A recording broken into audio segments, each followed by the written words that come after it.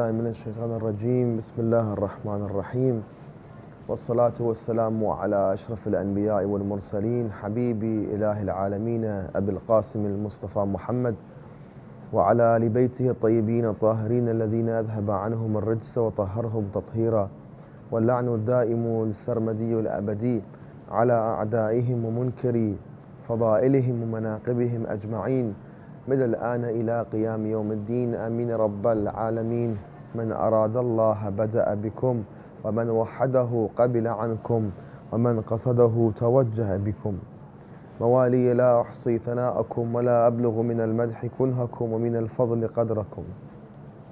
We begin in the name of Allah, the most beneficent, the most merciful. All praise and glory be to Him, everlasting and omniscient He is, and we send our peace and blessings upon Muhammad and the holy household, in our everlasting damnation and curses upon their enemies. Ameen Rabbil Alameen.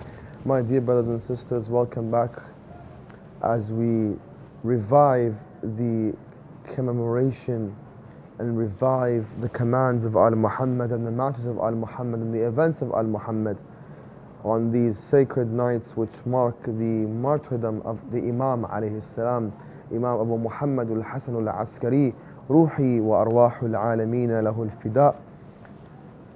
In the last couple of nights and last episode, of course, we spoke about the Imam's miracles, and we mentioned one miracle, and we left off with a question about, it was more of a question, but at the same time it was an answer to anybody who may try to doubt these ahadith where the Imam alayhi salam tells Abdullah ibn Muhammad that if you wish to see your brother in Tabaristan, all you do is go back and look upon your tree and the image of your brother will be seen.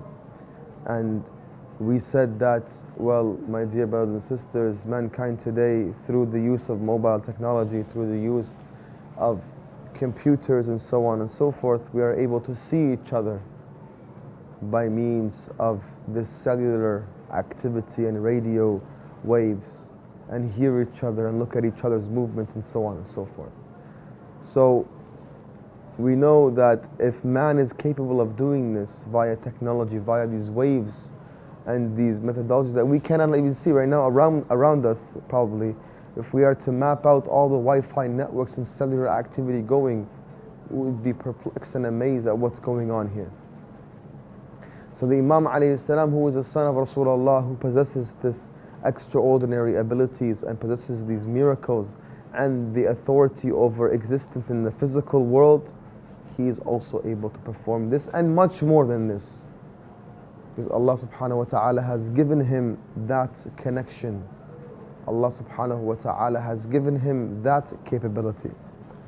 That is the first hadith that we looked at, and there is much more from the Nawādir al-Mu'jizat, and maybe I will narrate one or two more, and inshallah we will conclude, because there's much more to narrate. And again, we said the reason behind these is to distinguish truth from falsehood, distinguish imamah, and at the same time these ahadith will provide for us a closer connection to the Imam, that when we look upon the Imam alayhi salam's dome, when we look upon that shrine, that mausoleum of the Imam, we have a little bit more knowledge now, and the tragedy will affect us much more when we hear the maqtal of the Imam alayhi salam.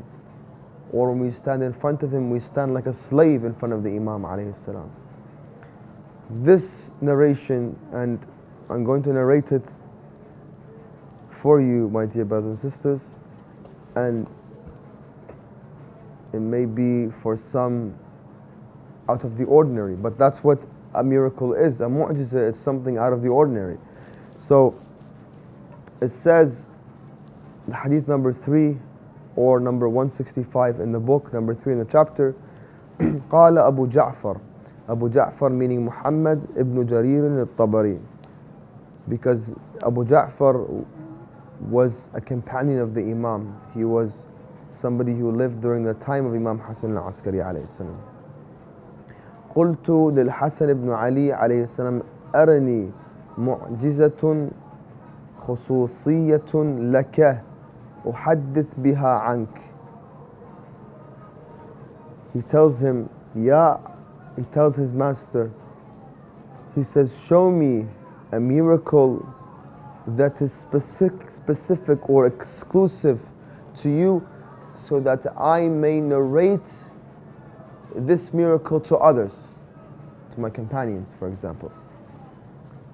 فقال عليه السلام يا ابن جرير لعلك ترتد. He says to him, to Abu Jarir, or sorry, Muhammad ibn Jarir al-Tabari, he says, you might apostate.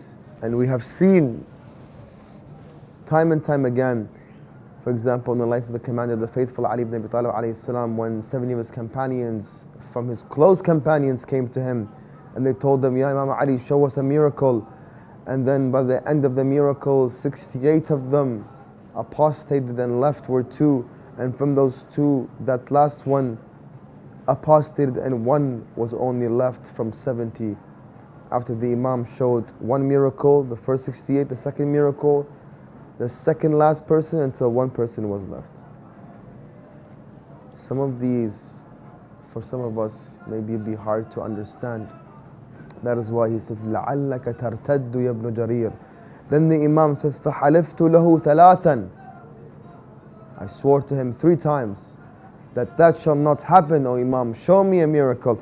Then it says, فَرَأَيْتُهُ غَابَ فِي الْأَرْضِ تَحْتَ مَصَلَّاهُ ثُمَّ رَجَعَ وَمَعَهُ حُوتٌ عَظِيمٌ فَقَالَ هَذَا مِنَ الْبَحْرِ السَّابِعِ فَأَخَذْتُهُ مَعِي إِلَى مَدِينَةِ السَّلَامِ وَأَطْعَمْتُ جَمَاعَةً مِنْ أَصْحَابِنَا. He says that suddenly the Imam disappeared from over his musalla. Al-musalla is usually the location wherein the individual performs his prayers. For example, it could be where the prayer rug is, the turba is, the sibha is, the Quran is. Usually a location in the house where prayer is performed. The hadith says that he disappeared into the rug, into the earth, and then he came out of the earth holding a magnificent whale in his hand. Then he said, هذا من البحر السابع. This whale is from the 7th ocean. You know, we have the 7 heavens and the 7 earths. The oceans as well have levels. The Imam alayhi salam went to the 7th ocean and he brought this grand and majestic whale. And then it says that he, Abu Jarir or Abu Ja'far ibn Jarir al-Tabari says, فَأَخَذْتُهُ مَعِي إِلَى مَدِينَةِ السَّلَامِ. I took it with me to the city of peace, city of Salam. Now, according to my limited knowledge, I wanted to research the Medina Salam, and I know there is a city in Cairo, in Al-Qahira, that is called Medina Salam, and there are many other cities that have this name. So either this city is the same city that he's speaking of, Ibn Jarir, or it's a different city that may be close in the area of the Iraq and Iran. So Allahu A'lam, and maybe the city's remnants are no longer here, or we may have been destroyed over time. But there used to be a city, according to this hadith, called Medina Salam, but it does not pinpoint where this Medina Salam is.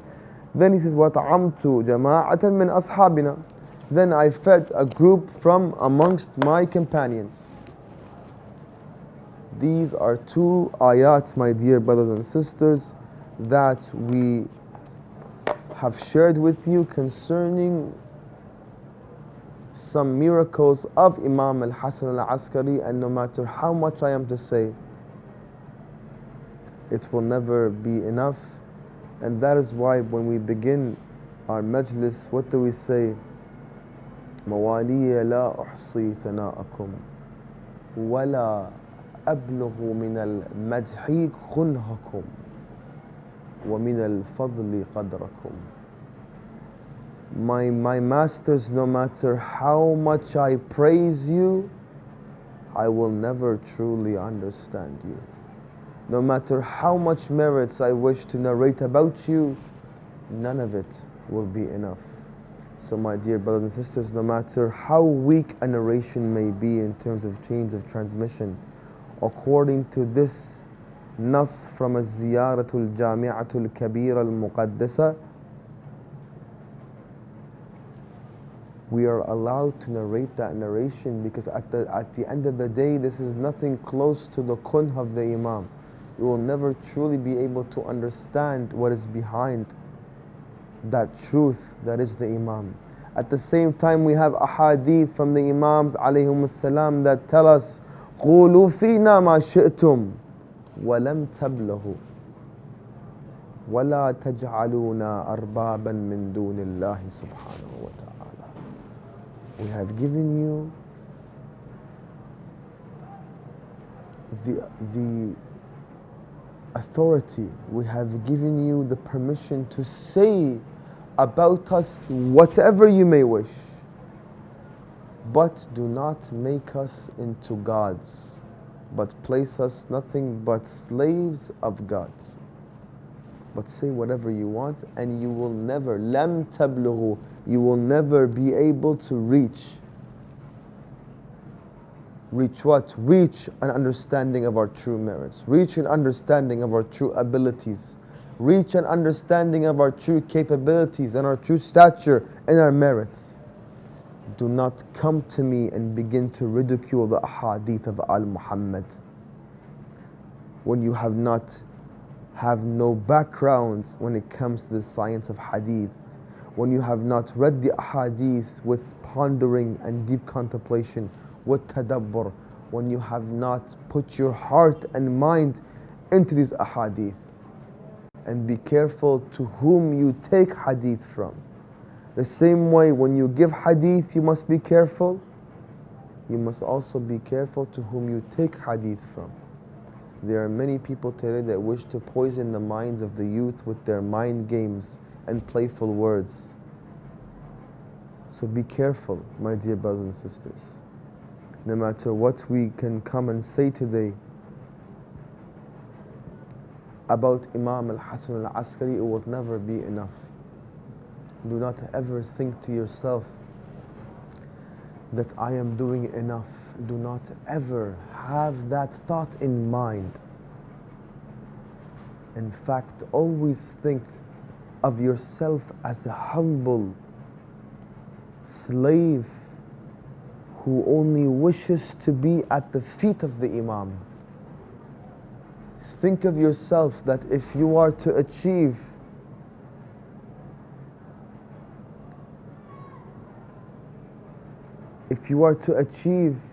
that level of being called a slave of the Imam, the same way, for example, Qambara achieved to be called a slave of Ali ibn Abi Talib, then this is the ultimate pleasure of life. You might think that I am crazy, but I think that I have full intellect when I speak in this matter. Love is always associated with pain. Love is always associated with insanity one way or another. But let me tell you how, or is there anybody else that with insanity they still have full motor functions? With insanity they are still able to use their God-given beautiful intellect. So yes, in a way we are insane. In a way we are insane because we are love. We are in love with these beings of Allah subhanahu wa ta'ala, whom are the reason for our existence. أشهد أن بكم فتح الله وبكم يختم وبكم ينزل الغيث وبكم يمسك السماء أن تقع على الأرض إلا بإذنه وعندكم مفاتيح الغيب ومواريث الأنبياء والمرسلين. With you, Allah subhanahu wa ta'ala began this creation, began this existence. With you, He shall end it. With you, Allah subhanahu wa ta'ala brings down the rain. My dear brothers and sisters, let's focus on this now before we conclude. With you, Allah subhanahu wa ta'ala brings down the rain. The fruit that you buy in the market, that apple that you're eating, that has nutrients that keep you running, the water inside it and the nutrients inside it keep you running. They grew from that water that was sent down from Allah subhanahu wa ta'ala, and the reason for it being sent down is Muhammad al-Muhammad, as per Al-Jami' al-Kabira. Meaning we owe thanks every day to Muhammad al-Muhammad. And before somebody calls me a mushrik, I say go back to the ahadith. And the ahadith says, Man lam yashkur al-makhluq lam yashkur al-khaliq. Whoever does not thank the created has not thanked the Creator. Thanking the creation is also a way of thanking the Creator. Thanking Muhammad and al-Muhammad because they're the ones who taught us how to thank the Creator. So be very careful to not demean and ridicule the ahadith of al-Muhammad. These ahadith are the most sacred writings that we possess. Nothing is more sacred than these narrations that we have. And do not let these narrations become a graveyard. It is up to us to resurface them now because they have become a graveyard. We have given more attention to non-infallibles instead of giving our full undivided attention to the Imams alayhim as-salam. How many of us today, and is this not a crime, pick up a book like Kitab al-Kafi of Sheikh al-Kulayni and begin to read the various nusus, for example, and the maqamat, the status and the merits of the Imams? How many of us have worked hard in trying to learn the Arabic language in order to comprehend more of these ahadith? Why are we spending and wasting time in feeble matters that will not benefit us on the Day of Judgment? This ahadith of the Imams alayhim as-salam will be of benefit for you in this world and the hereafter, I swear.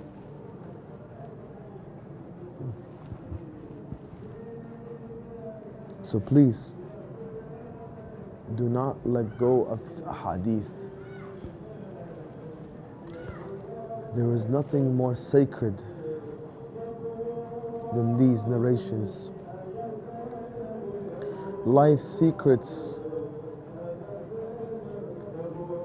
everything that you need may be found in these narrations of the Imams alayhim as-salam. My dear brothers and sisters, it has been an honor to be able to speak about my Imam alayhi salam, and I ask Allah subhanahu wa ta'ala to only grant us His ziyarah in this world and in the hereafter. The ziyarah of Samarra is a heart-rending ziyarah. It's one of those ziyarat that really puts you in a state of immense pain. It's a very special ziyarah, uncomparable to all the other ziyarat that we have. Because when you're entering Samarra, you're entering the house of the Imam. Allahu Akbar. It's much different than a grave that we find here in Karbala, for example, behind me in Mawla al-Abbas and his brother Sayyid al-Shuhada. The ziyarah of Samarra is a very, very difficult ziyarah. And I only ask Allah to grant me and grant you and the believers that ziyarah, insha'Allah. And may that ziyarah be a means for our salvation and intercession on the Day of Judgment. And that is all that I have for you today. I ask you to pray for me and pray for my family and forgive me from any of my shortcomings. And I say, Assalamu alaikum wa rahmatullahi wa barakatuh.